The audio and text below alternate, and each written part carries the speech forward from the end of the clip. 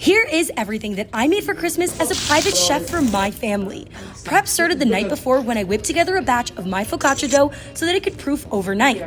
The next morning, the first thing I got started on was my British short rib ragu for the pasta because that's going to need to simmer for a few hours. I'm so lucky that my brother and father are also great cooks, so they'll be helping me out with a few dishes. Once the short ribs were simmering, we took a quick pause to open gifts and have this adorable breakfast my mom prepared. Then it was back to work. My dad started braising octopus and my brother marinated the prime rib and got that into the oven.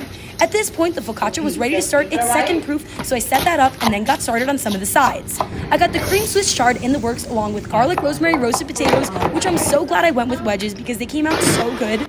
I got those into the oven, finished up the cream spinach, and then got to sample the octopus, which was so tender. My dad is the best at making it.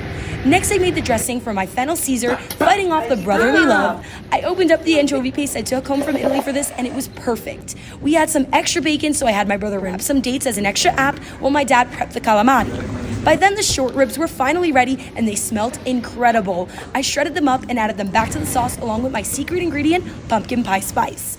With the prime rib out of the oven and resting, we could finally get the apps going. I finished up the focaccia with some cherry tomatoes and onions, popped that into the oven along with the dates while we seared the lamb chops, and I was so happy with the focaccia. It's probably the best I've ever made, and the fam definitely agreed. Right? Thank you. You outdid yourself with this one, my baby. You really did.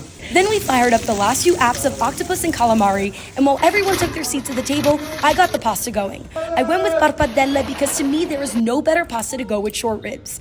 Once that was plated, I sat down for the first time to quickly eat before getting ready to finish up.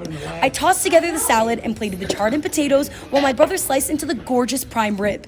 It was truly such a great meal that I was so happy to cook and share with my family. We finish off with this fantastic olive oil cake our friend Mike brought, and that's a wrap.